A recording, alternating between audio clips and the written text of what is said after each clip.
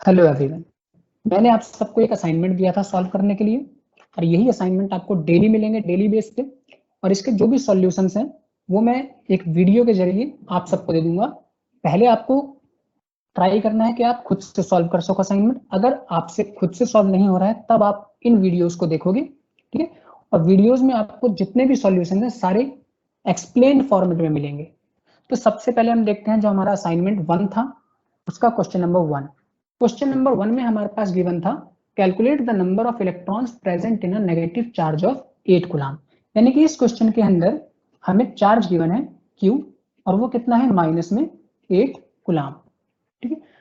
हमने प्रॉपर्टी पढ़ी थी चार्ज की कि चार्ज जो है वो क्वांटाइज होता है और वहां पे हमने एक फॉर्मूला पढ़ा था that Q is equal to n times of E।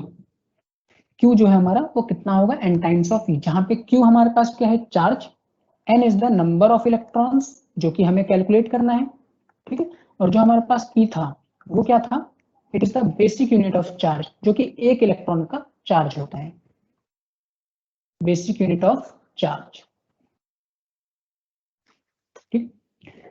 तो यहाँ पे हमारे पास Q की वैल्यू हमें गिवन है, E हमें पता होता है ऑलरेडी। तो हम क्या करेंगे यहाँ से नंबर ऑफ इलेक्ट्रॉन्स निकाल सकते हैं, कैसे, Q बाई E। Q कितना गिवन है माइनस में 8 और बेसिक यूनिट ऑफ चार्ज यानी एक इलेक्ट्रॉन पे कितना चार्ज होता है माइनस 1.6 मल्टीप्लाइड बाय 10 की पावर माइनस 19। नेगेटिव से नेगेटिव कट गया तो आपके पास n की वैल्यू कितनी आ गई, 8 को हम डिवाइड करेंगे 1.6 से तो 8 divided by 1.6 comes out to be 5 multiplied 10 की पावर माइनस 19 था, इसको ऊपर लेके जाएंगे तो ये हो जाएगा 10 रेज टू पावर 19। तो हमारे पास n यानी नंबर ऑफ इलेक्ट्रॉन्स आ गए 5 multiplied by 10 raise to power 19 electrons. फिर इसके बाद हमारा सेकंड क्वेश्चन गिवन है what does Q1 plus Q2 equal to 0 signify in electrostatics. Electrostatics के अंदर Q1 प्लस Q2 अगर 0 है तो ये क्या सिग्निफाई करता है। तो देखो सिंपली हम इसको देख करके बता सकते हैं कि ये क्या सिग्निफाई करेगा, दैट बोथ द चार्जेस, जो हमारे पास दोनों चार्जेस गिवन है, ठीक है, बोथ द चार्जेस कौन कौन से Q1 और Q1 एंड Q2 ये दोनों ही इक्वल होंगे, are equal and opposite, but opposite होंगे। यानी इनकी पोलैरिटी अलग अलग होगी। पोलैरिटी मतलब अगर Q1 मान लो आपका पॉजिटिव में 8 कूलम है तो Q2 कितना होगा, Q2 सेम इसी के इक्वल होगा बट अपोजिट होगा। यानी अगर ये आपका प्लस है तो Q2 आपका माइनस 8 कूलम होगा, तभी तो आपका Q1 plus Q2 equal to कितना आएगा 0। यानी प्लस 8 माइनस 8 को सॉल्व करेंगे तो कितना हो जाएगा 0, ठीक है। फिर नेक्स्ट क्वेश्चन की तरफ चलते हैं। नेक्स्ट क्वेश्चन में हमारे पास गिवन है एक पॉलीथीन पीस है जिसको हमने रब किया वूल के साथ, ठीक है, ऊन के साथ, is found to have a negative charge of 3 multiplied by 10 की पावर माइनस 7 कूलम। यानी कि जब एक पॉलीथीन पीस को रब किया गया वूल के साथ तो हम पाया गया कि पॉलीथीन पीस पे नेगेटिव चार्ज आ जाता है कितना 3 इंटू 10 की पावर माइनस 7 कूलम। यानी कि हमारे पास Q गिवन है 3 मल्टीप्लाइड बाय 10 की पावर माइनस 7 कूलम, ठीक है। ये हमारे पास Q आ गया। अब हमसे पूछा गया estimate the number of electrons transferred from which to which. आपको ये बताना है यहाँ पे कि कितने इलेक्ट्रॉन्स ट्रांसफर होंगे और कहां से कहां ट्रांसफर होंगे। तो यहाँ पे देखो सपोज करते हैं हम ये हमारे पास पॉलीथीन पीस है और ये हमारे पास वूल है, this is wool and this is polythene. तो जब हमने दोनों को आपस में रब किया तो पॉलीथीन पे कौन सा चार्ज आया है नेगेटिव और वूल पे कौन सा चार्ज आ जाएगा ऑटोमेटिकली पॉजिटिव। तो नेगेटिव चार्ज पॉलीथीन पे आया है, दैट मींस इलेक्ट्रॉन्स जो ट्रांसफर हुए हैं वो वूल से पॉलीथीन में ट्रांसफर हुए हैं।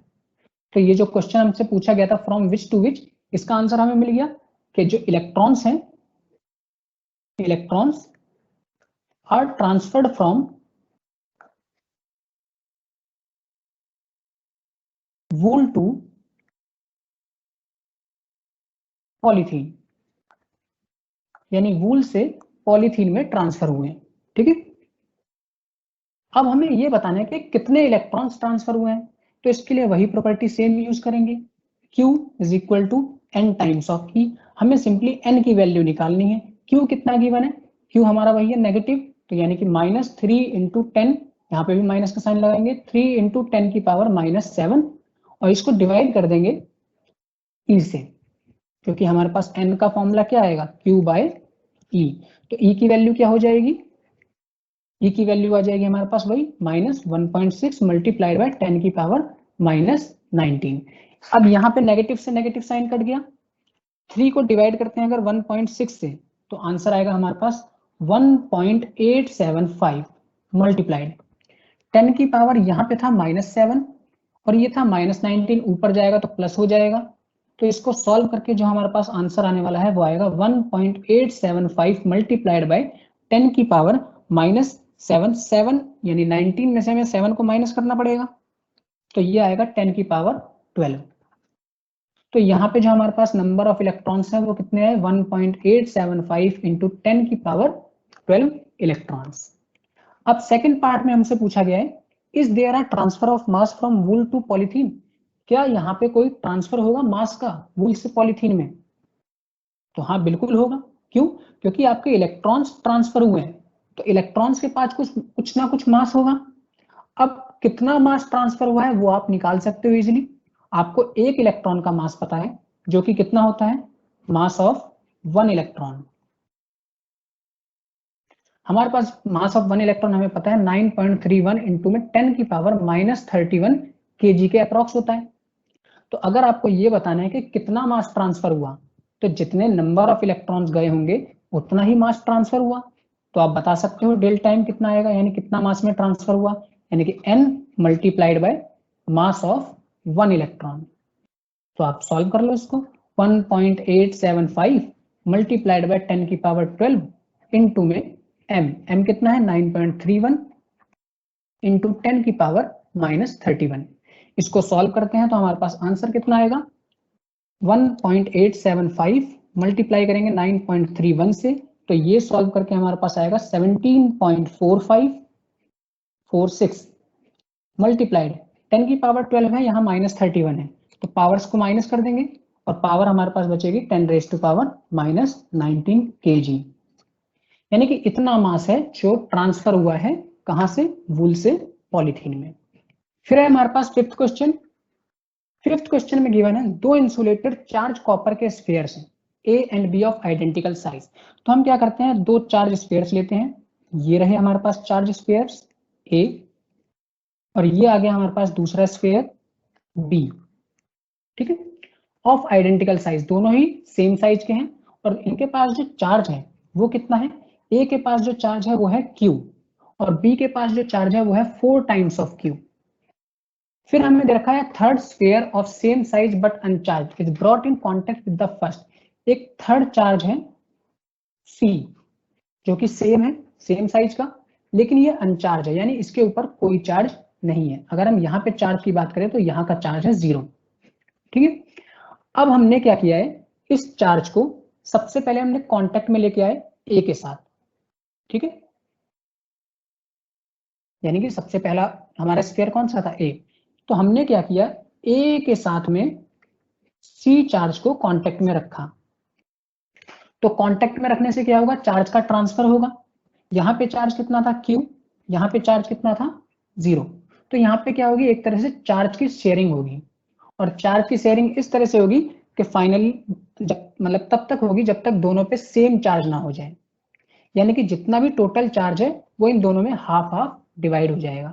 तो अगर हम यहाँ पे देखें सबसे पहले कि टोटल चार्ज कितना है, तो इस कॉम्बिनेशन के अंदर जो हमारे पास टोटल चार्ज है वो होगा Q + 0, यानी कि टोटल चार्ज आ गया हमारे पास कैपिटल Q, ठीक है।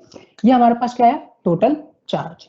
अब देखो, अब क्योंकि चार्ज क्या होना है, आधा आधा डिवाइड होना है दोनों में, तो इस Q का हाफ कितना हो जाएगा, Q/2, यानी कि जो अब स्फीयर A है, मैंने दोनों को अलग अलग कर दिया, A और C, तो A पर जो चार्ज बचा वो बचा आपके पास Q/2, और C पर जो चार्ज हुआ वो भी कितना हुआ, Q/2, ठीक है। उसके आगे हमसे बोला गया है कि जो अनचार्ज स्फीयर था, सबसे पहले हमने उसको कांटेक्ट में लाए पहले के साथ, उसके बाद उसको कांटेक्ट में लाए सेकंड के साथ, और उस फाइनली उन दोनों को फिर हमने रिमूव कर दिया, ठीक है। तो नया चार्ज क्या हुआ ए और बी पे, तो यहाँ पे देखो सी को हम लेके गए थे पहले ए के साथ, तो ए पे चार्ज कितना आ गया q/2, सी पे चार्ज कितना आ गया q/2। अब सी को हमने ए के पास से हटाया और हम लेके गए इसको बी के पास, तो सी पे अभी चार्ज कितना है q/2 और बी पे चार्ज कितना है 4q। तो इन दोनों को हमने साथ में रखा, ये रहा, ये चार्ज हमारे पास बी और ये चार्ज आ गया हमारे पास सी। बी पे चार्ज कितना है 4q और सी पे चार्ज कितना है q/2। ठीक है, अब दोनों यहाँ पे जो हमारे पास टोटल चार्ज है इस पूरे कॉम्बिनेशन में वो कितना हो गया 4q प्लस q/2। इसको सॉल्व करेंगे तो हमारे पास जो वैल्यू आएगी वो आएगी 2, 4 2 जा 8, 8q plus q that is 9q/2। तो जो हमारे पास टोटल चार्ज है यहाँ पे वो हो गया 9q/2। अब यहाँ पे जो चार्ज की शेयरिंग होगी वो तब तक होगी जब तक दोनों में बराबर ना हो जाए, यानी कि टोटल चार्ज का हाफ हाफ ये दोनों आपस में शेयर करेंगे। तो बी पे जो चार्ज होगा वो कितना होगा 9q/2 का हाफ कर दो, यानी कि 9q/2 का हाफ करेंगे तो ये हो जाएगा 9q/4, यानी कि बी और सी दोनों पे ही चार्ज कितना आएगा 9q/4। तो अगर हम इस पे देखें बी पे, तो बी पे चार्ज बच गया 9q/4, ठीक है, और जो सी पे चार्ज आ गया वो कितना आ गया 9q/4। अब हमसे पूछा गया था कि फाइनल में ए और बी पे चार्ज कितना बाकी रह गया, तो देखो ए पे चार्ज ही रहा, ए पे हमारे पास कितना चार्ज है q/2, q/2 का मतलब 0.5q, ठीक है। और यहाँ पे हमारे पास चार्ज कितना है बी पे, हमसे बी पे पूछा गया है, सी से, सी का हमें नहीं पता, सी का हमसे मतलब ही नहीं है, ठीक है, हमसे केवल ए और बी में पूछा गया है। अगर सी में भी पूछा जाए तो सी का भी चार्ज आपको पता है, लेकिन हमसे क्योंकि ए और बी का पूछा गया तो हम ए और बी का बताएंगे। तो ए पे जो चार्ज होगा वो कितना होगा 0.5q और जो बी पे चार्ज होगा वो कितना होगा 9q/4। और 9/4 को अगर हम सॉल्व करते हैं तो 9 डिवाइडेड बाय 4 होता है आपका 2.25q, यानी यहाँ पे जो चार्ज आएगा वो आएगा 2.25q, ठीक है। ये है आपके फाइनल चार्जेस ए और बी स्फीयर पे। Dielectrics and give some examples of dielectrics. तो देखो डाइलेक्ट्रिक्स क्या होते हैं। अब हमारे पास लास्ट क्वेश्चन है, वो क्या है define dielectrics and give some examples of dielectrics. तो इसका सॉल्यूशन करते हैं। इसका आंसर क्या होगा, dielectrics are the materials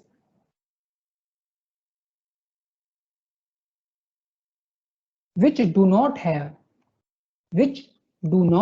have free electrons। मतलब डाइलेक्ट्रिक्स ऐसे मटेरियल्स को बोला जाता है जिनके पास फ्री इलेक्ट्रॉन्स नहीं होते, ठीक है। और बेसिकली हम इंसुलेटर्स को ही डाइलेक्ट्रिक्स बोलते हैं। Insulators are also known as dielectrics. But insulators और डाइलेक्ट्रिक्स में एक डिफरेंस है, हम सारे इंसुलेटर्स को तो नहीं बोल सकते कि सारे इंसुलेटर डाइलेक्ट्रिक होंगे, लेकिन जितने भी डाइलेक्ट्रिक्स हैं वो सारे के सारे इंसुलेटर्स होते हैं। तो यानी कि ऑल डाइलेक्ट्रिक्स आर इंसुलेटर्स, जितने भी डाइलेक्ट्रिक्स हैं वो सारे इंसुलेटर्स तो हैं, but all insulators are not dielectrics, ठीक है।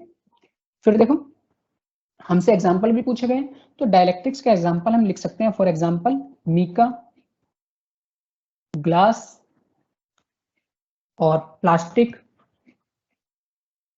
पेपर, ये सारे एग्जांपल्स हैं आपके डाइलेक्ट्रिक्स के, ठीक है।